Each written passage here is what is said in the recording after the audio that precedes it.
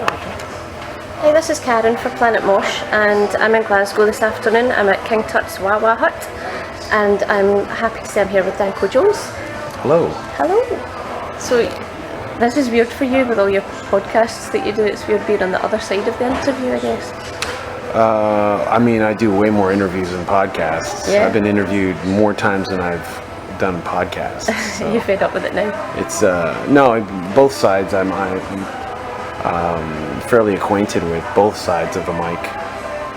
So how's the tour going? You've done Dublin and Belfast the past couple of nights? Yeah, so far it was a great start to the tour with the Amorettes opening, and it's been great. I've got Planet Mosh colleagues in Dublin and Belfast, and they say that there's been quite a lot of people talking about going to see you and really looking forward to it. There's been a lot of buzz about, thank God, Danko Jones are back. It's been a while. People have been waiting for you. Well, it's been 7 years since we did a UK tour anywhere in any capacity. So 7 years ago we were touring with Motorhead. And so we toured with Motorhead the last time we were in the UK with a proper tour, and then we didn't come back, and we haven't come back till now. But that's not because we've just never wanted to. You do a Motorhead tour, you open for Motorhead hoping that you can come back and do your own tour, but it just didn't work out that way. So finally the opportunity arose and we took it. So here we are. Absolutely. Grab it with both hands. Yeah, absolutely. We would never not want to or deliberately stay away from, especially here. This is where a lot of our favorite bands come from. So we would never deliberately stay away. But if there aren't any offers, if people don't want us to come, or who aren't, willing to bet on the band, then there's only so much we can do. We can't, invite ourselves over here and knock on club doors. It is difficult. I know even some local bands just now are struggling to get local venues to book them. It's just. I think that's always been the struggle of a local band from day one. That was our struggle. We wanted a gig. Nobody knew who we were, and the way you do it is you network with other bands, and you just like. We were lucky enough that by the time this band started to gig, we were fairly acquainted with our local scene. We knew a lot of people in bands, people put on local shows, and people work in clubs and stuff. So it was kind of easier for us to just, kind of get an opening slot or a gig. It was easier for this band than the first time I was ever in a band when nobody knew who I was or who our band was, and I had to really beg to get on a bill. And then you just play and you keep playing and people get more familiar with you. So that's how it goes. I think it's the same in every scene. I think so. It's not what you know, it's who you know. Yeah, music industry, it's a little bit of luck, it's a little bit of talent, and it's a whole lot of, getting your face or name out there. It's a lot of hard work, isn't it? It's just constant. I don't know if it's hard work, it's frustrating and repetitive, but I can think of a million other jobs outside of music that is 10 times worse in the repetition and absolutely frustration. So King Tuts tonight, you've played here before, you said, didn't you? Mm-hmm. Yeah, in 2006 I believe. It's a really legendary, I think, throughout Britain, and not just in Glasgow, but everybody who's anybody has played King Tuts. Mm-hmm. Yeah, last time I think was 2006, and we brought, I believe, Tokyo Dragons were here with us. The Dragons were here, Tokyo Dragons. This is the last time we played this club. And tonight you've got the Amorettes opening for you. Local girls. Yeah. Oh yeah, that's right. They are from around here. They are, yeah. So that's pretty cool. We should be opening up for them tonight. I know at Planet Mosh we've covered the Amorettes quite a bit over the last 6 months, and they're getting a really big kind of buzz following them just now. So hopefully tonight, being a local gig, they should get a really cool. Get everybody nice and warmed up for you. Yeah, it's a good room to play a rock show. So absolutely, it's tiny, but there's a good atmosphere. Yeah. I've always thought of that. That's what I've always thought of the room here at King Tuts. So it's good. It must Obviously you've played some huge festivals. It must be weird going from thousands of people to 300. No, it's an audience. I mean, there's a difference, but it all evens out in the end. There's more people add more energy, but the intimacy of a club adds more intensity. So it all just evens out. Good. And you're here tonight. The tour really is in support of your latest album, Fire Music. Yeah. How's that going down? It's been great. All the reviews. Usually we get rained on by people who review our records, and it's been 99% positive. Like really good reviews. I don't read reviews anymore. I've lost faith in. No offense, but I've lost faith in a lot of music journalists. None taken. I'm not singling you out or anything, but I just over the years I've read countless reviews of us and of other bands where the writers just don't know what bands. They don't know the influences of the bands they're listening to. They don't know the context of the band and especially a band like us. So I've stopped.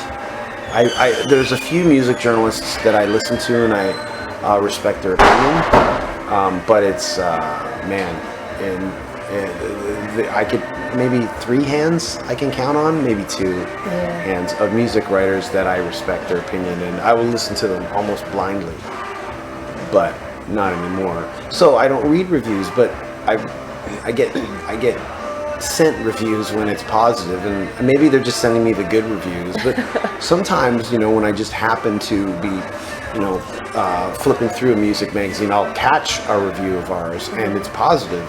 No one sent it to me, so that's happened maybe 2 or 3 times on this album, and that's pretty cool. So that's why I say maybe 95%, 90% positive. Yeah, and I don't mean to, draw a dividing line between, me and critics. I mean, I understand. I listen to, music as well, and I have my own opinions as well. But I just find that, maybe it has to do with the explosion of the internet, but there's just a lot of music for people to take in. And I'm wondering, as you're being introduced to music, as people are, growing up and finding their music for themselves and their generation, it's so scattered now, and so people just don't know where to start, where to go, despite the fact that the internet gives you anything you want at your fingertips. I think it also kind of sends people scattered, makes them scattered. They don't really know where to start. It's cool, magazines like Classic Rock and Mojo. I sometimes I see how to listen to a band, so they'll give you 10 quick reviews of the albums. The buyer's guides. Yeah, and they give you a real quick brush up on a band that you might have had a cursory interest in, and that I never got when I was growing up getting into music. I would always kind of search through the dark, and it was just trial and error, buying stuff that maybe sometimes had a cool cover, or you'd heard the name, but you just didn't know what they sounded like because they were on a label that, had another cool band. And then the internet now, you could just type in the name and find it out instantly, and you don't have to spend your money unnecessarily. So it's different now. But at the end of the day, I think what we're left with, I've experienced it a lot in Canada. I would have to say more in Canada, where if I say, I don't know, I can't, whatever. There's one time I mentioned the band Down, and at the time System of a Down had a big hit single, so that writer thought I meant System of a Down, and that's a small little thing, but to me that it says a lot, and it's happened time and time again where people don't know the context, or someone who got into music recently just doesn't understand where we're from, and here's us on the radio, and they think, these guys are a radio band, they're just some major label sellout radio band. I'm well, let's see, we started in the late 90s with the garage punk trend or wave, and when that kind of buried itself, we were one of the few bands remaining. I count ourselves as one of the only bands who went overground in that scene with the Hives and the White Stripes. Of course, not to their degrees of success, but almost all those bands who, you know, we kind of like listened to and fashioned ourselves after, almost all of them are non-existent anymore. And that's the scene that we identified with when we first started. That's where we came from. Obviously, we kept moving forward and changing our sound ever so slightly, but those are our roots. And you know, I know I'm getting off the course of Fire Music, but that's what people have to understand about our band is we do have, after 19 years of being a band, there is a history there. We played with, you know, bands like the Dirt Bombs and the New Bomb Turks and Don Howland and the Bass Holes and the Demolition Doll Rods. That was the scene that we wanted to be a part of, or the Makers. We wanted to be on their labels and play on their shows, you know. And we listened to bands like Teen Generate and the Oblivions. That's the scene we came from. But how we're here after 19 years, I have no regrets, because we started to kind of maybe change the aesthetic ever so slightly, a degree or two to the right, and we started to add a bridge, and we started to expand on the choruses and bring in more melody, and then that, still sticking with a rock and roll sound, we were able to get on the radio, and then we started making music videos, and then we started to get more plays on the radio. So suddenly, you know, we kind of went overground in a way, back home, and then in America, and then in Europe, and so, you know, after a few years, people don't realize that beginning history of the band, and that just bleeds over to what I was saying originally with reviews and reading reviews and not reading reviews. Sorry, I took a tangent there. No, you're fine. I won't take offence at all. I think if I was in your shoes, I wouldn't read reviews either. Because I think it's demoralizing sometimes, and even when it's positive, sometimes they got it wrong too. Yeah, if someone doesn't get what you're trying to say, the review's never going to be what you want to hear, is it? Sometimes I've read reviews where it was glowing, and I've just been like, this is too much. It's been laid on too thick. So, you know, positive reviews are sometimes they get it wrong too. I'm not saying that it should be positive all the time either. Have you ever done a show and come off and thought, oh man, that was awful? I mean, there's been shows where there's been technical mishaps. You know, I didn't feel like I was on my game, but everyone else said that I was, or vice versa. So, and that kind of throws me for a loop. Yeah, it's happened. You play enough shows, and all that will happen to you. They can't all be 10 out of 10. Oh no, no. I mean, then you're just delusional. So, you know, I just want to, make sure when I get off the stage, I feel that I'm spent. Yeah. I've spent everything, and I delivered it in a way that was, I can look at myself in the mirror and say, yeah, that was good. No. Oh. So that's all.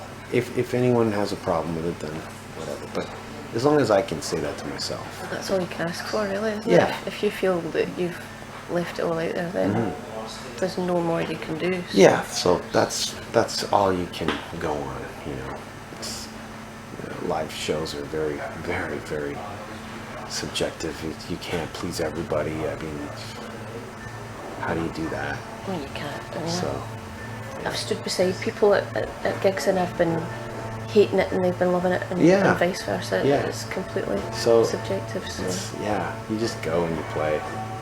You please yourself first, Absolutely. So that, we're playing the songs that pleased us enough to put on the record in the first place.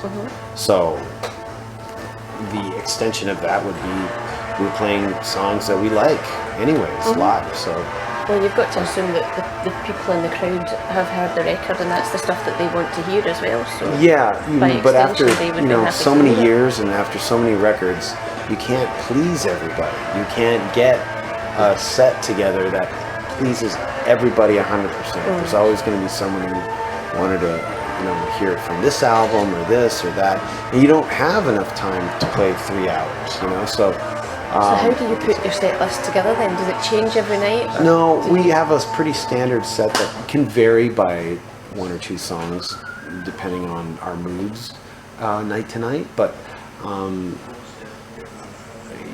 you know, you have to play songs that were singles that people know, that attracted them to the show in the first place. You have to play stuff off the new record you're kind of promoting. Yeah. And then you have to play, you know, deeper cuts for people who've maybe seen you more than 1 or 2 or 3 times. And then you have to kind of play songs that please you. So, you know, there's songs that we've played like consistently for 10 years or more every night of my life. And I have to be honest, I'm not as excited as I was the first time we came up with it in our rehearsal space when we freaked out over it. But I also recognize that a lot of people identify with that song to us. So we have to play it. You know, if not, it doesn't feel like, I don't want them to walk out going, I can't believe they didn't play the one song that drew me to them in the first place. So it's a tightrope you have to walk. I spoke to Dan Maines a while back. He's the bass player in Clutch. Oh yeah, right. And he said basically that they take turns, the band members, in writing the set list every night, but there are certain songs that they know they have to play or there will be a riot. You just... Yeah, we toured with Clutch back in in 2010, and yeah, their fans are rabid. I know. It's like kind of like they're like heavy music's Grateful Dead. Like if heavy music had a version of a Grateful Dead like audience, I think Clutch would be it. Like they're rabid fans, and there's like a whole kind of subculture to that band. And people love them. Well, they went as far as having posters on the wall as you came in saying, please no crowd surfing, we don't want anyone hurt, and it was completely ignored. I spent the whole night like with my arms over my head in case I got kicked. It was mental. I don't know about the crowd surfing. I used to do it, I have to admit. When I was younger, I used to do it.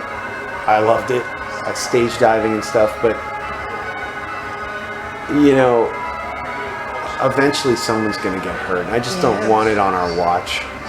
So I kind of, as long as I see like everyone's kind of enjoying it within their circle of the audience or their part, then I won't say anything. But if I see that it's really becoming a nuisance to everybody around them, and it's only entertaining a really, really tiny number of people, then I'll say something. But yeah, it's definitely become a weird thing. I mean, I look back when I was a kid. That's why I just don't want to be too critical of it, because when I was a kid, I was like, I used to do all that stuff. Well, you won't see me doing it tonight. No, I have not done it in quite some time. So. I don't think I could get up that high anyway. I don't do that stuff. Anyways.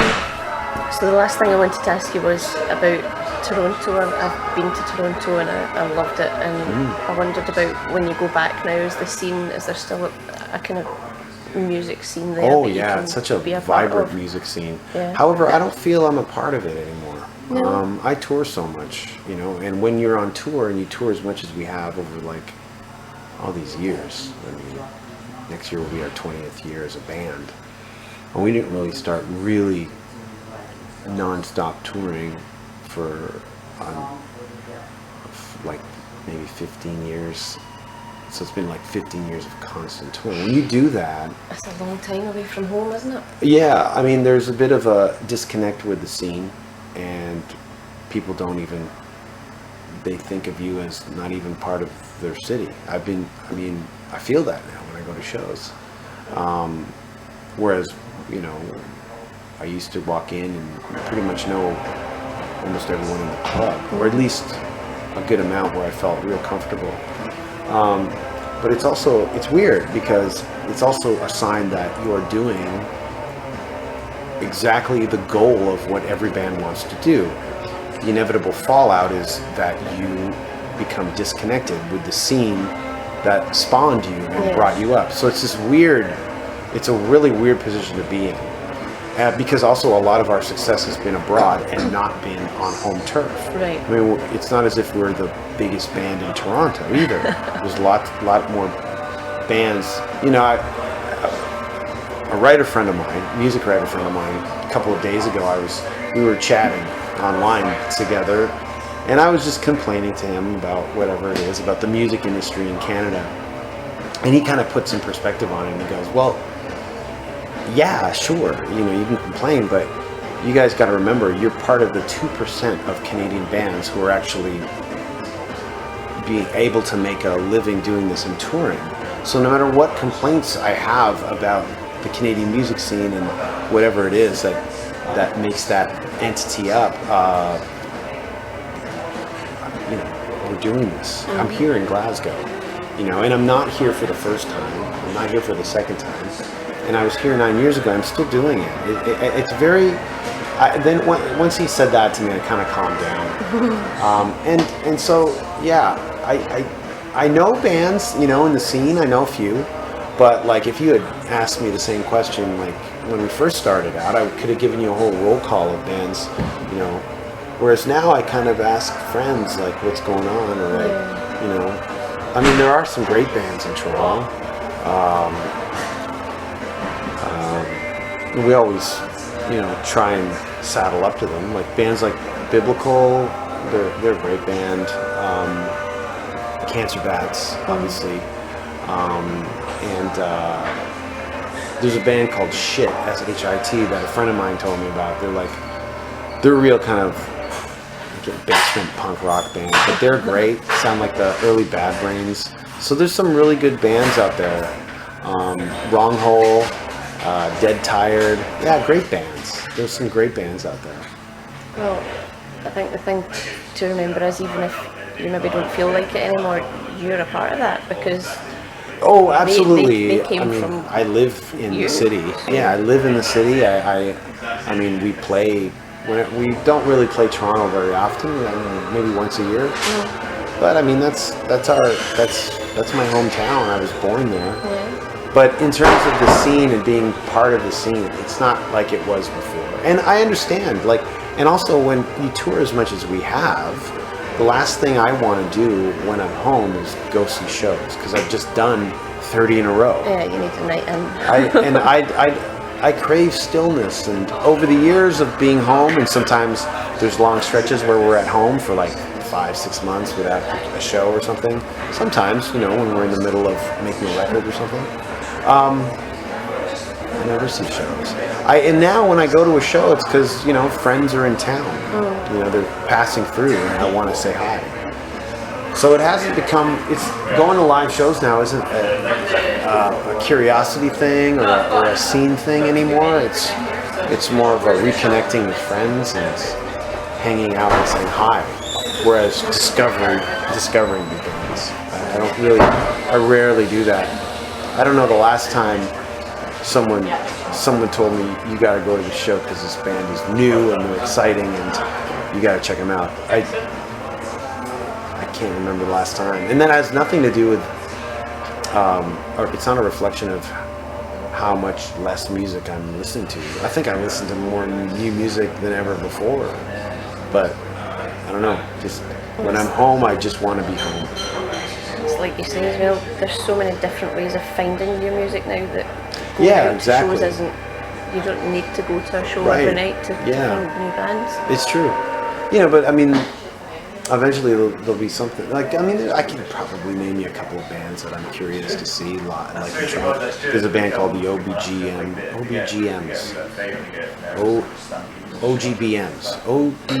or OBGMs. We'll Google it. Anyways, they're great. They're great. And what I've seen online, I've been like, oh, these guys are amazing. I think we asked them to play with us once, and they had another gig or something. But yeah, they're great. So yeah, there's bands that, you know, I discover online, and then I want to check them out or something. So it happens. Well, listen, I could keep you here all night listening to your stories, but I'm sure you've got sound checking and stuff to do. Yeah, we got sound check upstairs. So I'll let you go, and then I'll look forward to seeing you on stage tonight. Really okay, well, I'll see you tonight then. Thank you so much. All right, thank you. Okay.